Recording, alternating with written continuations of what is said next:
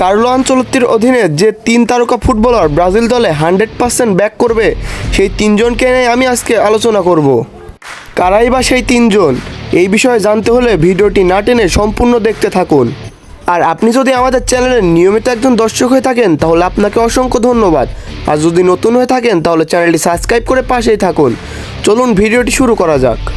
Number 1, Neymar junior. ইনজুরির কারণে দীর্ঘদিন মাঠের বাইরে থাকার কারণে কোচ কার্লো আনচেলত্তি তাকে ভিডিও কলে খবর নিয়েছেন যে তার ইনজুরির অবস্থা এখন কেমন রয়েছে, এবং সে তাও বলেছে নেইমার জুনিয়র 2026 বিশ্বকাপে ব্রাজিলের মেন অস্ত্র হবে, কারণ তিনি একজন ব্রাজিলের দায়িত্ববান ফুটবলার। তাই এই বিষয়টি শুনে বোঝাই যায় কার্লো আনচেলত্তি তাকে অতি দ্রুত দলে চায়। 2 নম্বরে রয়েছেন ক্যাসেমিরো। কোচ কার্লো আনচেলত্তির একজন প্রিয় ফুটবলার ক্যাসেমিরো। 2023 সালের পর থেকে আর কখনোই ব্রাজিল জাতীয় দলে ফেরা হয়নি এই ক্যাসেমিরোর।